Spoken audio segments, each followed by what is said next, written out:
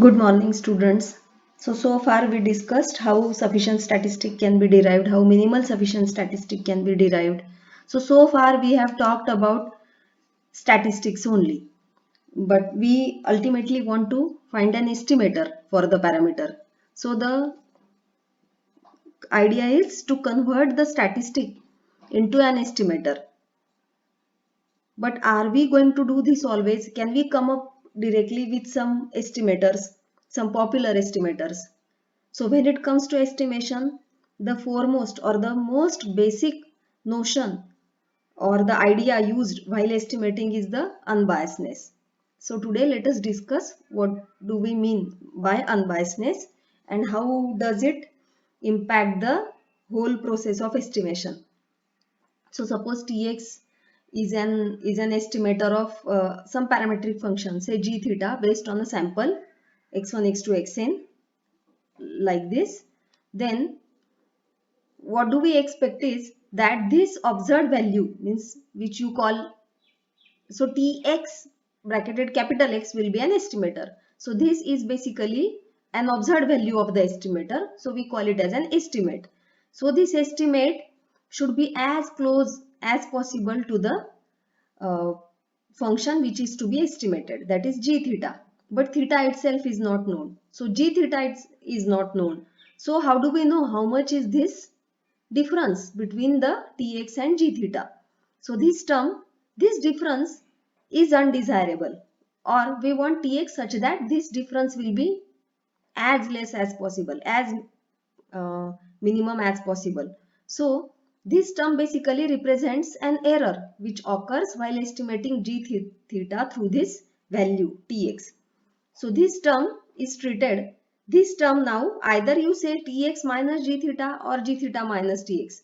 Both are going to represent the same amount of error, and so you can say that they are equal in some sense. They are giving same amount of error, so they are equal. So what can be done is we can always go for an estimator where this error is minimum.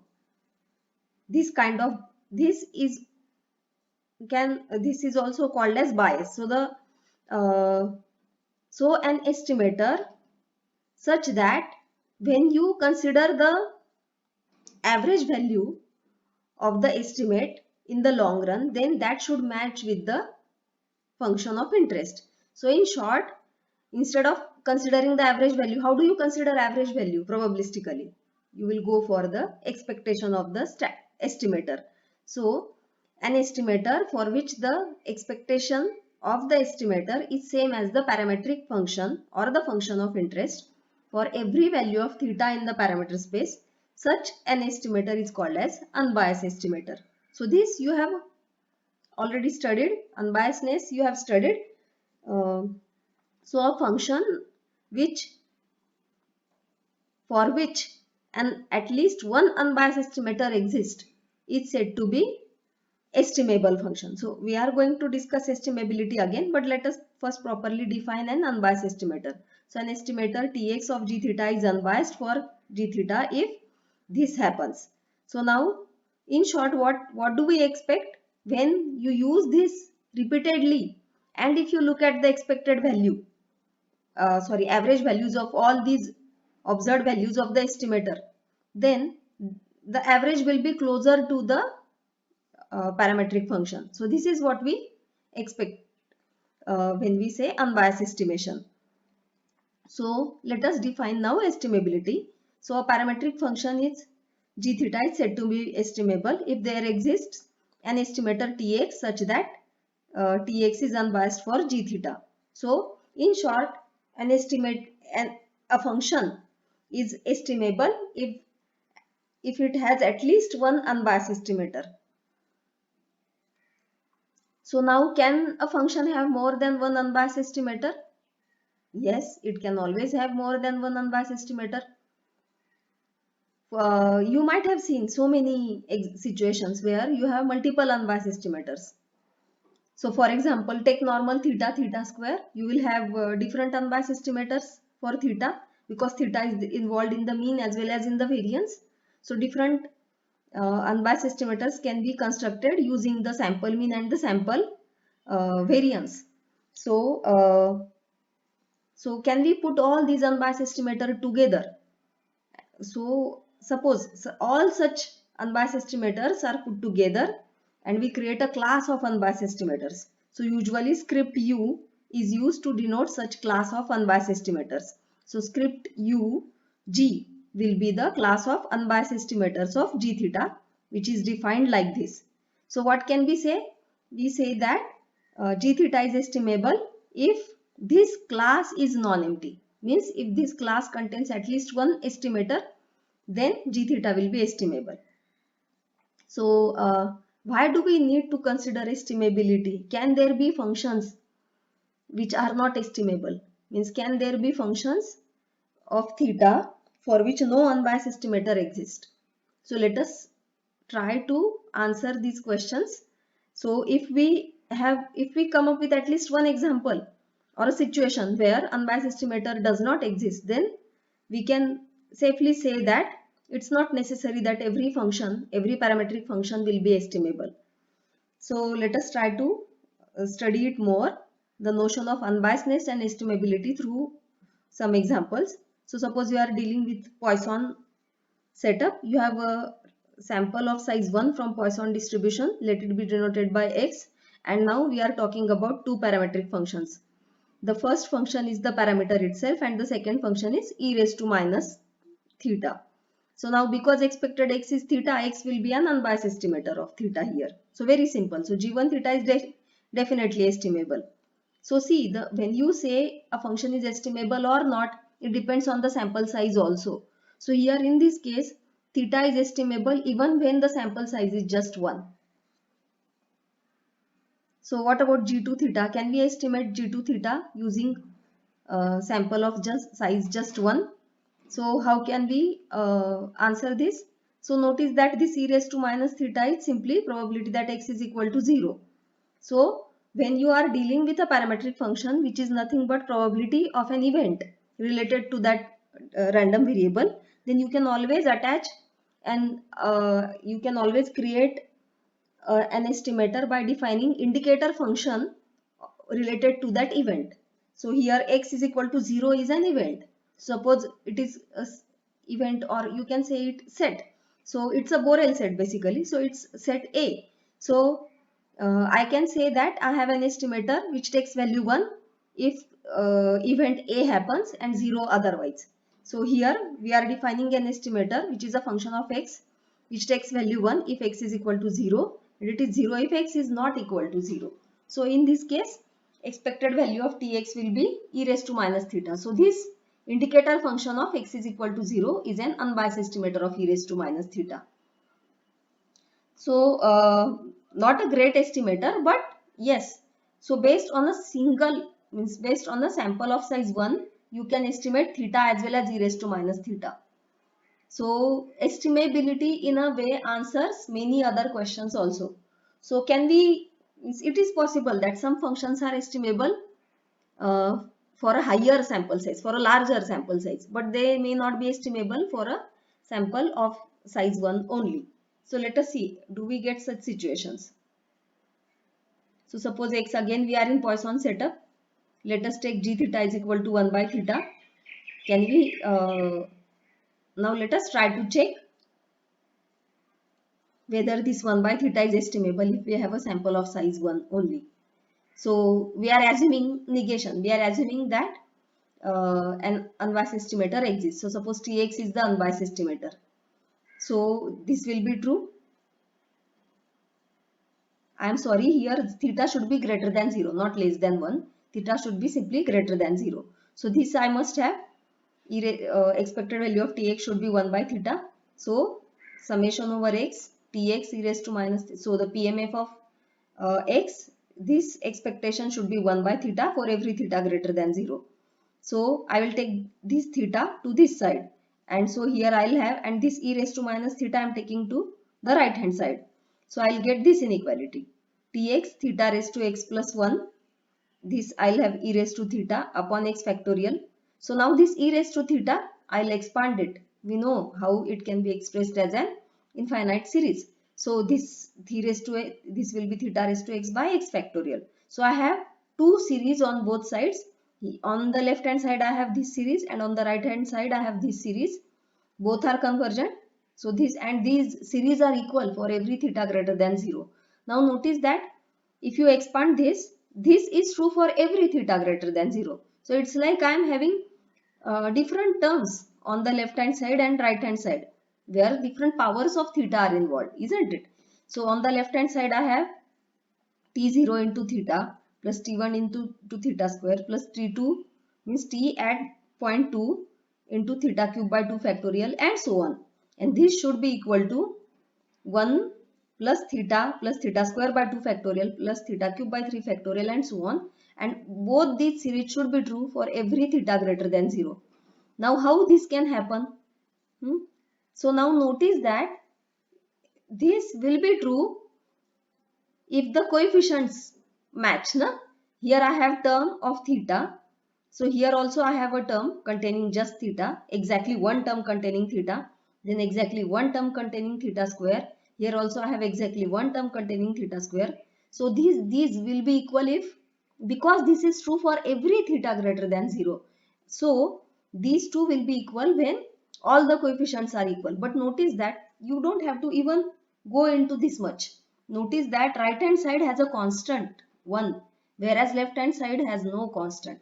Every term on the left hand side contains theta. So then how can the two series be equal? Isn't it? The two series can't be equal because I don't have a term theta raised to 0 here on the left hand side. So the two series cannot be same for every theta greater than 0.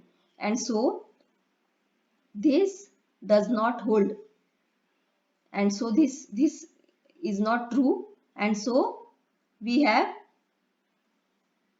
we cannot have any tx such that expected tx is 1 by theta, and so this 1 by theta is not estimable. So similarly, in case of binomial distribution, you can prove that 1 by theta is not estimable. Now let us see one more example where this estimability will be discussed further. So suppose now we are in Bernoulli setup. So the joint distribution here, x1 is Bernoulli, x2 is Bernoulli random variable. So the joint PMF will be like this. So now suppose g theta is theta into 1 minus theta. Now we want to examine the estimability. So again we assume that an unbiased estimator exists. And now we will try to find out the expression for it. So suppose t is an unbiased estimator. So t will be function of x1 and x2. So you can say, so now how many possible values are there? x1, x2. It will be 0, 0, 0, 1, 1, 0 and 1, 1. So four possible values are, paired values are there. So for each value, you can compute this. So suppose, so let us expand this. So you will have t at 0, 0 into probability that x1 is 0, x2 is 0. So which is 1 minus theta whole square. Then t at 0, 1 into probability that x1 0, x2 1. Then t at 1 0 into probability that x1 is 1 and x2 is 0. So both probabilities will be theta into 1 minus theta. So I have taken these two terms, I have put these terms together. And lastly I'll have t at 1 1 into probability that x1 is 1 and x2 is 1. So this should be equal to theta into 1 minus theta for every theta between 0 and 1. So how can you do this now? Let us try to expand this, because here all these terms are scattered. So if I go on simplifying these coefficients, finally I'll get this t00 as constant. Then the coefficient of theta is t01 plus t10 minus 2 times t00, and the coefficient of theta square, I get it like this. So this should be equal to, now theta into 1 minus theta I can write as theta minus theta square for and now this should be true for every theta between 0 and 1. So again both this is a quadratic equation in theta, this is a quadratic equation in theta, and these two hold for every theta. So the two quadratic terms won't match unless the coefficients are same. And so,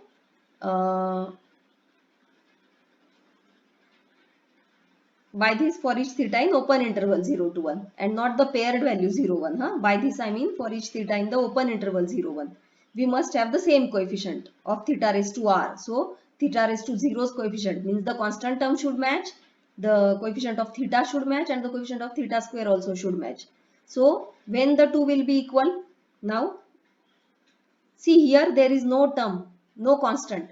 So this t00 must be 0 because that is the only constant term here. So I must choose t such that t00 is 0.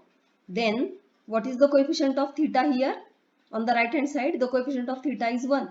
Whereas on the left hand side the coefficient of theta is this. t01 plus t10 minus 2 times t00. So this should be 1 if I want to match these two. Means if I want to have this equation to be true, I should have this term in this first bracket equal to 1. Similarly, term in the second bracket should be equal to minus 1. So in short, I got the estimator like this. T000, then this equal to 1 and this is equal to minus 1. Now let us try to solve this. So we get T01 plus T10 is equal to 1. And now if we put this back here, so let us put this here. So we have got T000. So we get T11 is equal to minus 1 plus T01 plus T10. So this will be again equal to 0. And so we got T000, we got T110, and we got T01 plus T10 is equal to 1.